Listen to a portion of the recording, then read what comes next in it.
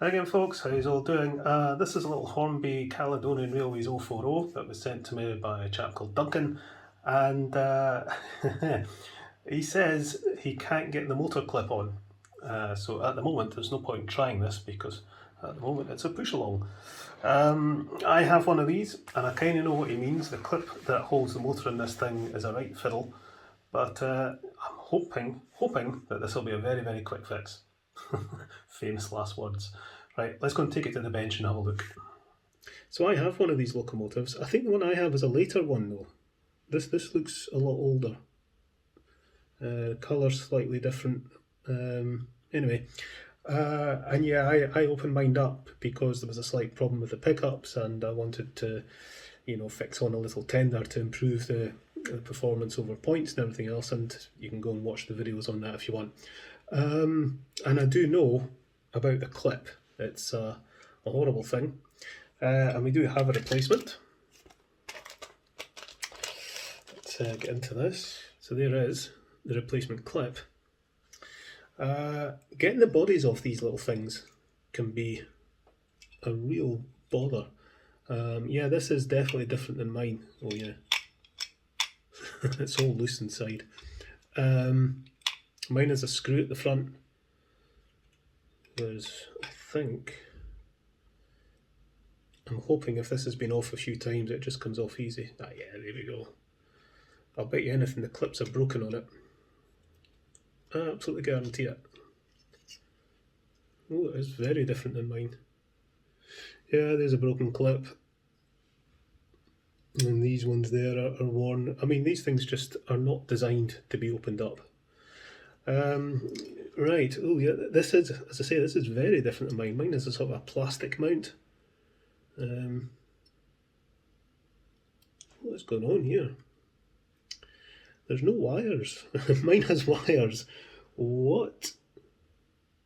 It's got much more substantial pickups or wipers, whatever you want to call them, collectors. The ones in mine are tiny little thin, really thin, coppery, sensitive things that are so easily mangled. But in this, they're much more substantial. And they tend to sort of continue up either side of the motor, and I'm guessing this sits in, I don't know if you can see this, and these two bits of copper make contact to supply power to the motor. I think. I can't see how else it would work. Right, so the motor's got to go in, so it fits up under the back of the mount there, and then that's got to go down, and that's not engaging. Right, okay, try it the other way around. Okay, turn this round, put it in that way.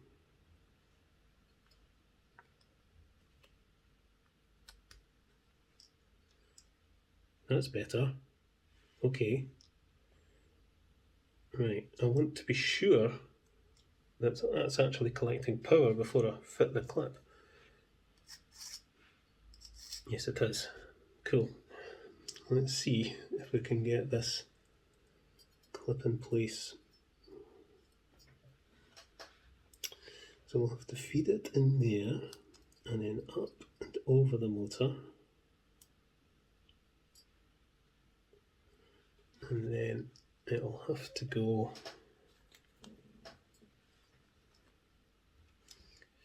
What was I saying about this being an easy fix?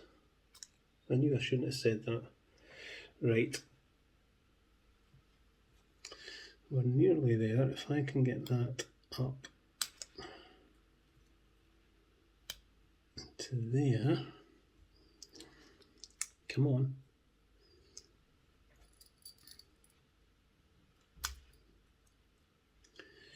So that has to go round.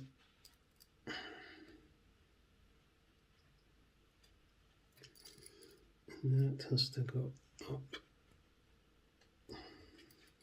You can see why they're so easily broken. That's one side in place. What am I looking for? That's what I'm looking for, a little flat blade screwdriver. Right.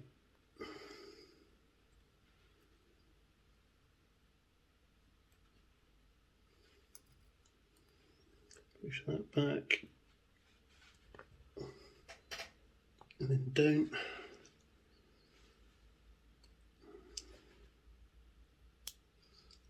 And I think that is that.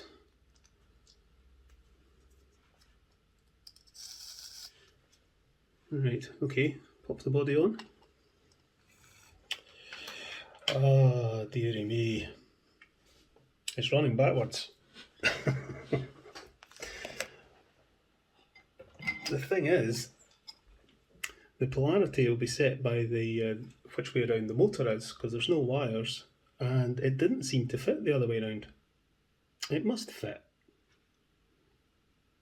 Why wouldn't it fit? Oh, I wonder why. I wonder if that wire was stopping it.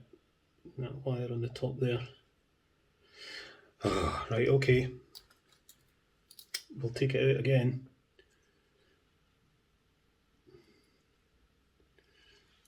Hope you're all enjoying this.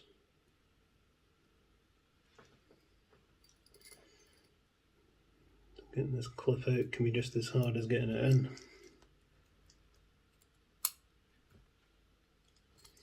Right, clip out. Let's get the motor out again. Turn it round. Let's make sure that little white wire at the top here isn't interfering with anything. I think that's why it wasn't sitting right. Right, okay. That is engaging. So now, try and fit this clip again. There. Now once you get it through either side, you get the wee bit at the front over the top of the motor, and then you should be able to push it back into position like that on one side, and then do the same on the other. This way. Yay! And there you go, job done. That's how you fit the clip. Easy. Okay, take this off again because that's awful dry. I'm going to stick some of this white grease in. I've been trying it and I think it's quite good stuff for worm gears. Okay, just so you can see the difference between the two, this is my one here and this is Duncan's one, and you can see it's got a different motor. Mine's got lots of wires. It's got a plastic mount for the motor at the back rather than the metal one, and the clip, I don't know how well you can see this, but on mine the clip's quite easy because it just goes over and behind those plastic retainers either side. There's nothing on top of it, whereas on this one you've got to feed the clip through either side of the chassis. So the chassis, as you can see, is completely different. This is metal, but the body is plastic. And in my one, the chassis is plastic, but the body is metal and has all the top part of the chassis attached to it. So I think this is this must be the later one. It's a much better design, and I think you get a heavier locomotive, which is quite good, and it's certainly much easier to fit that clip. Although I quite like the pickups in this one. I think that's a better configuration, having no wires and just having the terminals of the motor making direct contact with the pickups. So I like that idea, but this one's certainly easier to fit the clip. Looking at these wheels, it's quite clear that this is a very early version of this locomotive. The wheel flanges are much bigger than on mine. This was made in Great Britain and mine is made in China, so I'm guessing this is maybe the first version of this locomotive. I'm not sure, but it's certainly a lot older. Those wheels, an 040 configuration with those wheel flanges is not going to run well on my layout at all. I almost guarantee that this thing will stop on my points. But my remit was to get the motor fixed in place with that clip, which I've done, so quite happy with that. But I'll stick this on the layout and see what happens, but as I say, I guarantee it's going to stop on my points. Okay, I'll run this backwards first.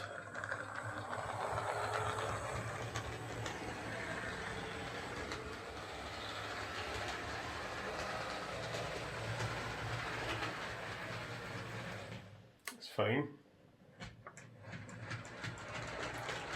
So I'm running it forwards. It's going to stop. See? I just knew it.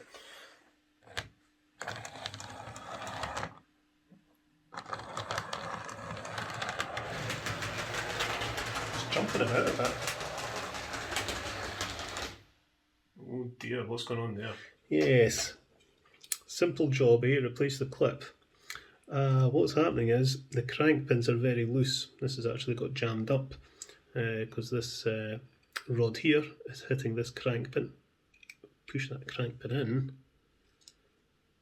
There we go. It's free again. So, you know, this will never run because of this problem. It's just going to constantly jam up on itself. Unless maybe, I wonder if we just bend that out a bit. It did look a bit bent in. Bend that one out a bit. Same with this one. Just bend it out a little bit. Will that still run? Right. I'm hoping just bending these rods out a bit keeps enough clearance as those crank pins sort of move back and forward as they're running. I don't know if you can see there, this one, just see how far it's come out. Right, I'm going to see if that's stopped the seizing up problem. It's got quite an interesting problem, this. Backwards it runs quite smooth, like that. No real problem, but forwards it's really clunky.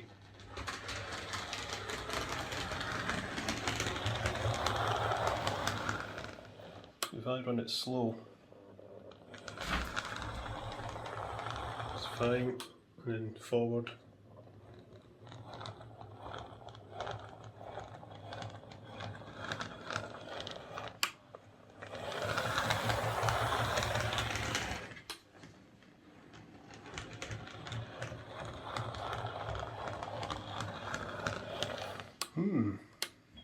Gonna have to have a look at this. That's bothering me. I wonder why it's clunking like that going forwards. So I've done a lot of faffing around with the wheel spacing and the drive gear because what's happening is, well, there's two things happening, but one thing that's happening is when the worm gear engages with the drive gear going forwards, it forces the wheels to pull to one side, which results in a slight wobbling action. And when you put it in reverse, the wheels just seem to come back into alignment and it's okay. But going forwards, the drive gear is pulling the wheels slightly out of alignment. So I've fixed that, I think, which should stop the wobbling like that, but it's still clunking. And the reason it's clunking is the crank pins, they come out far too far. And actually, you know, this coupling rod here is actually around the part of the crank pin that should be inside the wheel. It's that's how it should be. You know, the crank pin should be in there, and that would all be fine. And it's the same on the front wheels. But the crank pins come out. They don't pull right out, but they come out far enough for this coupling rod here to be going round the inner part of the pin. But I think we might have to get a little bit of super glue or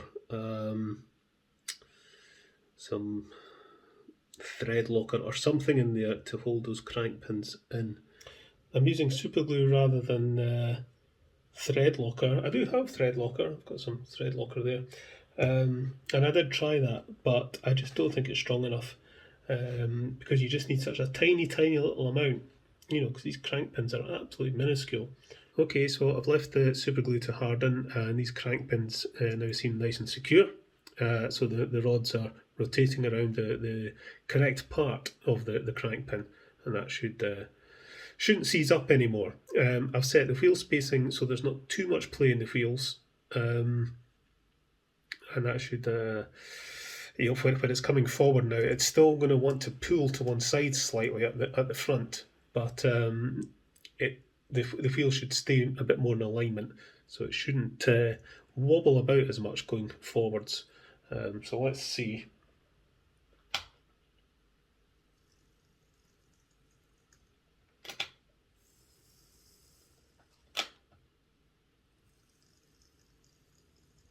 Well, on the test track, that seems absolutely fine, but we'll try it on the layout. Another thing I've done is I've put some weight just at the front of the body shell here, because this thing is just way too light. But there's a nice bit of space there for a chunk of lead. And hopefully this will be okay now. Let's fix these little handrails. They keep falling forward. Probably best to be glued unless they clip somewhere. Anyway, right, let's see if this runs now.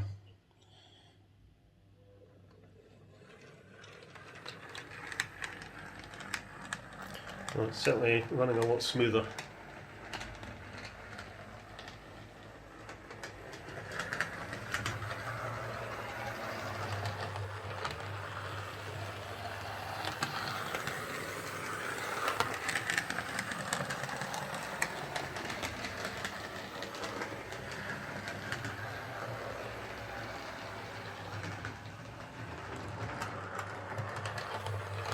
It's coping not too bad with the points actually.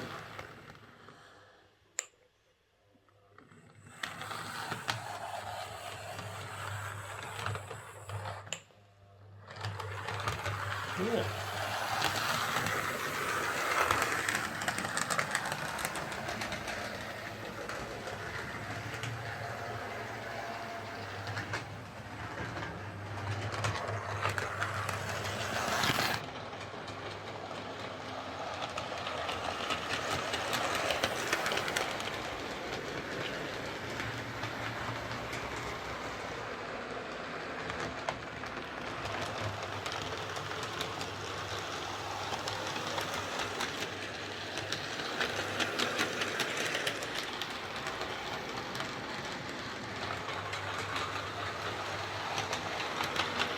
Sometimes locomotives are like horses and dogs. It's the little ones that give you all the trouble. This certainly turned out to be an awful lot more trouble than I thought it was going to be, but I think we got there in the end. The motor's in place and it's not running forward with a jerky motion anymore, and it's not clunking, so that appears to be job done. Right, okay folks, catch you later.